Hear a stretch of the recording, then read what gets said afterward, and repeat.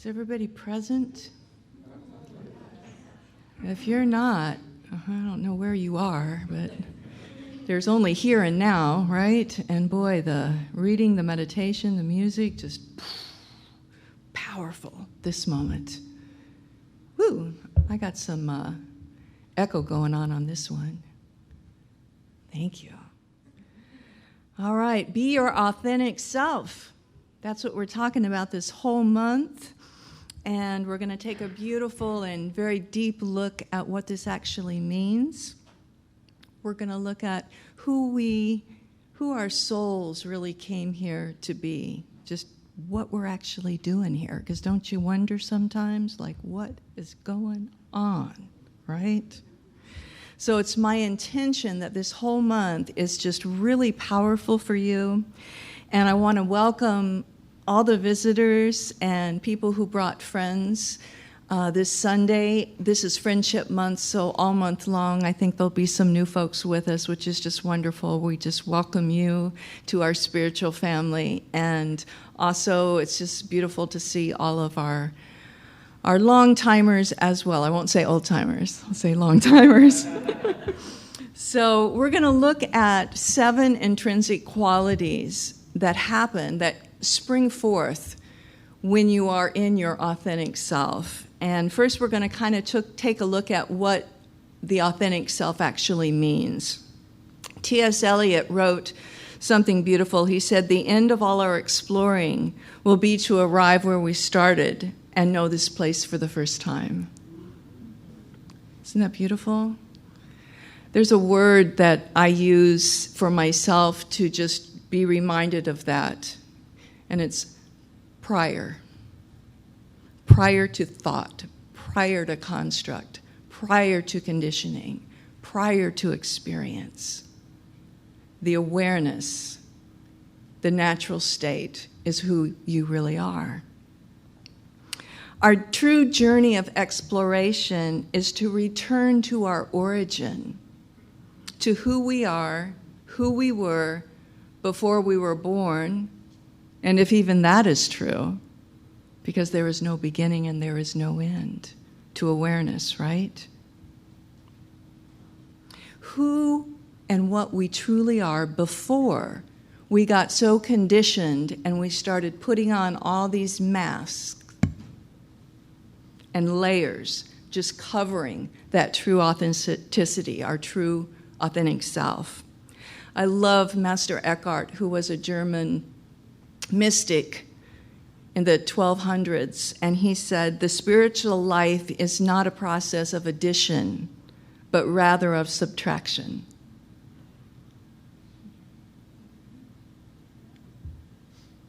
Emerson said, "Every man is divinity in disguise, a god playing the fool." And how true can that be, right?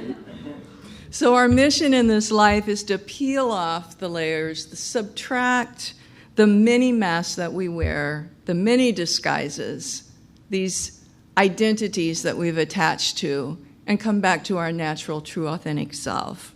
So how can we know what authentic looks like? What does that look and feel like? And it's actually simpler than you might think. When we are consciously living from our authentic self, these intrinsic qualities just kind of naturally happen and the masks fall away. We don't have to. They're kind of like beliefs that once you question them, they fall away. It's the same thing that when we're actually in our true nature, what we're not just dissolves. So today we're going to look at these qualities so that we can open our eyes and our hearts and our minds to who we are and who we came here to be. So we're going to begin that exploration, and that will return us to where we started so that we can know it and truly know it for the first time. Are you with me? Yeah. Okay. So this won't be a surprise to anybody who's been around these teachings for long. The first quality is wholeness. But there's a depth and magnitude to what that really means. And I really hope that that's what we can embody today. I'm going to be using this month Dennis Merritt Jones's book in honor of Larry Faragalli, who's like best friends with Dennis, and we're friends with Dennis as well. He was a minister out in Simi Valley, California, where Larry was the music minister for 8 years. And he's going to come and visit us and speak and do a workshop and all, but he's written many beautiful things. He writes for the Huffington Post. He's quite an accomplished man. But this is what he says. The book is Your Redefining Moments Becoming Who You Were Born to Be, and he's speaking about wholeness.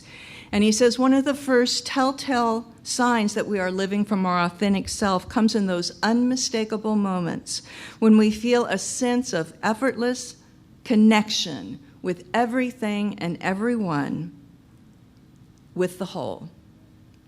This is when we discover that a true wholeness is a state of being, not a condition or a point at which we will one day arrive at when all things are perfect, because that'll never be the case in this human experience. But when we live fully anchored in the awareness of our unity with the whole, then authenticity is revealed. Something real emerges from us, and all sense of separation dissolves.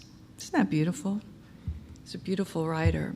So when we begin to recognize our oneness with the one, some of the masks that we've been wearing and holding in place, they just must fall away.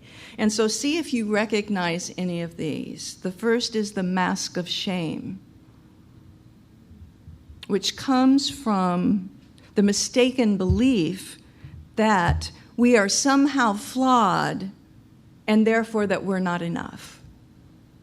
Or the mask of lack, which comes from the mistaken belief that there's not enough of whatever it is that we think we need in order to be whole and complete. Then there's the mask of the perfectionist, which comes from the mistaken belief that when we can finally control everything and everyone, control their opinions of us, and garner their approval, then and only then we will be complete. I'm so glad there's some more of you out there like that. I'm so glad I'm not alone in that. So to live in the awareness and the presence of our authentic selves is to remember that we are whole and therefore complete just the way we are, warts, wrinkles, and all. Remember that wonderful, wonderful, wonderful me? I want you to say this after me. I am whole and complete, just the way I am. I like your enthusiasm. She's ready. I am whole and complete, just the way I am. All right, our second intrinsic quality is reverence. Having reverence for any person, place, or thing is recognizing the presence of life within the form and honoring it as sacred. That's what Reverend Franklin was talking about in his meditation. That, yes, this is life, but there's life in back of life. That's the presence. That's that awareness of your true nature. Holmes, in the Science of Mind magazine, said, if we can bind ourselves together reverently in love and compassion, in mutual tolerance and understanding, under the cohesive powers of the universal law of good and the benevolence of a divine and universal presence, then we shall lead the world down the pathway to a new enlightenment.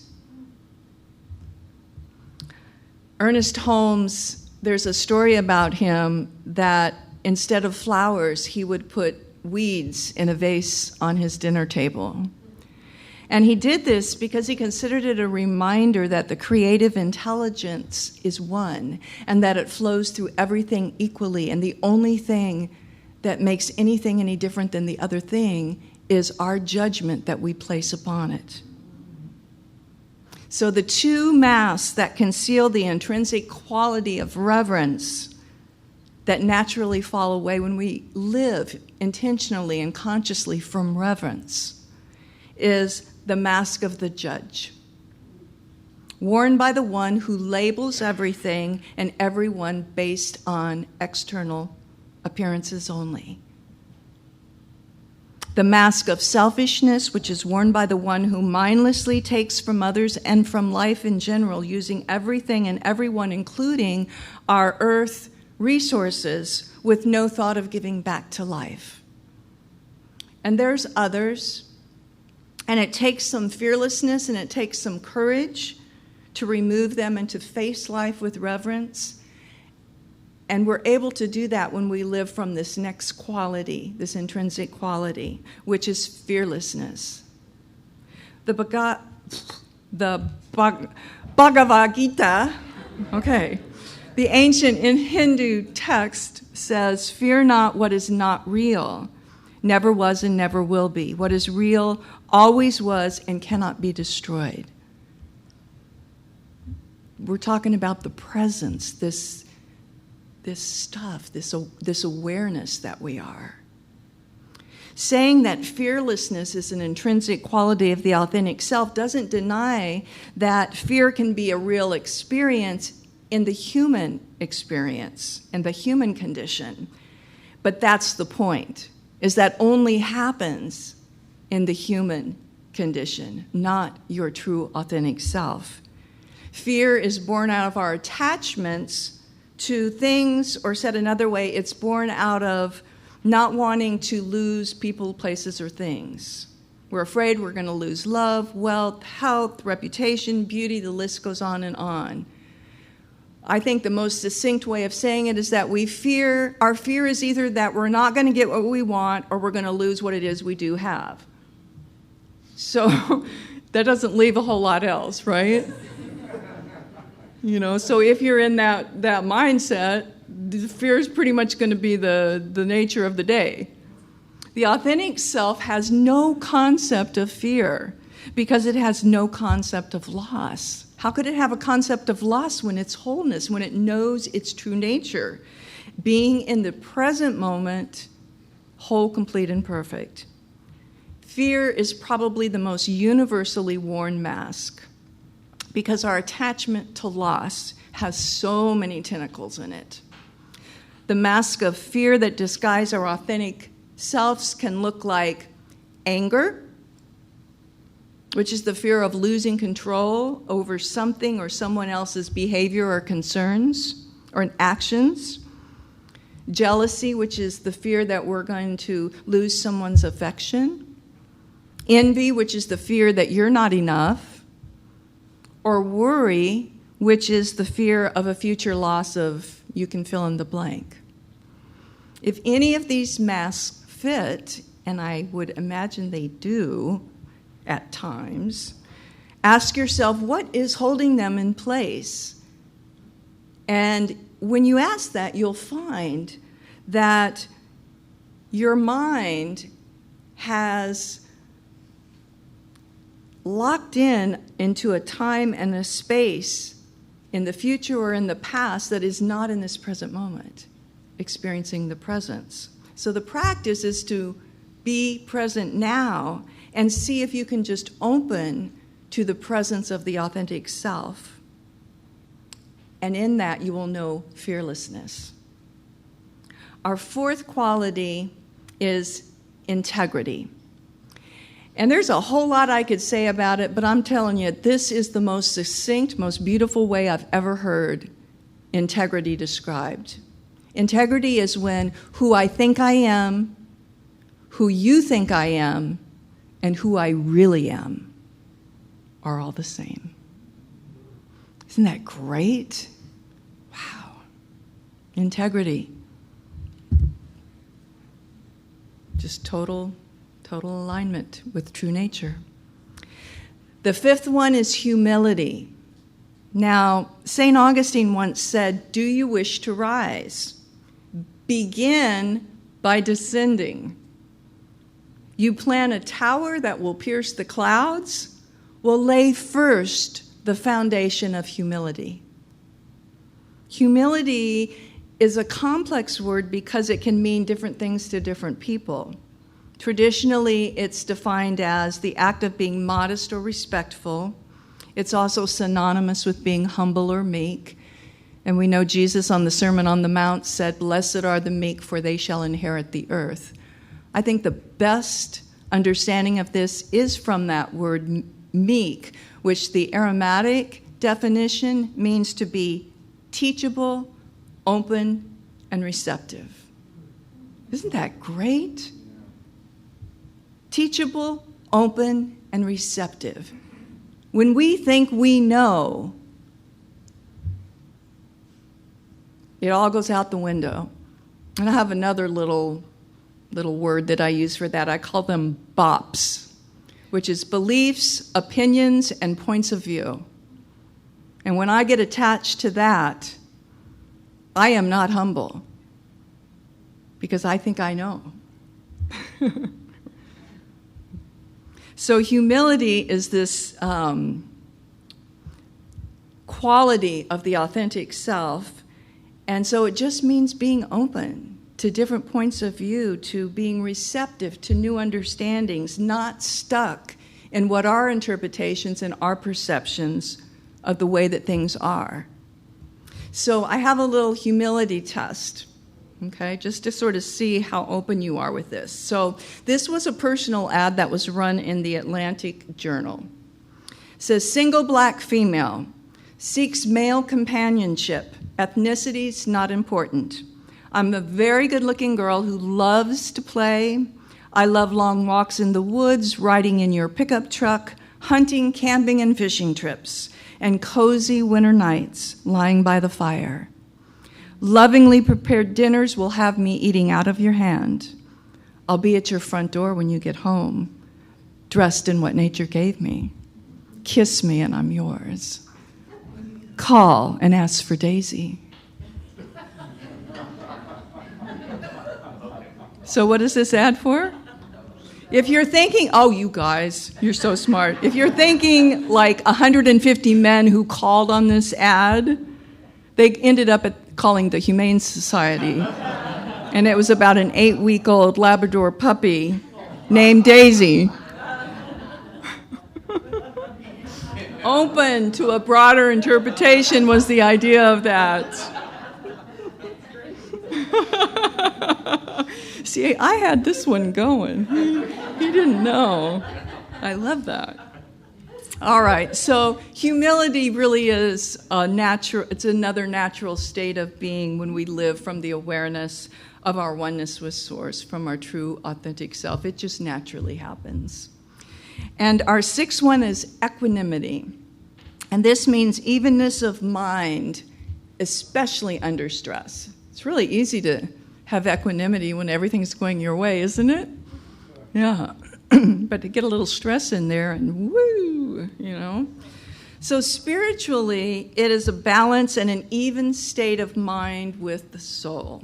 It means being anchored in a state of mindfulness that is not disturbed by human emotions, either negative or positive. Either way, equanimity is like right here.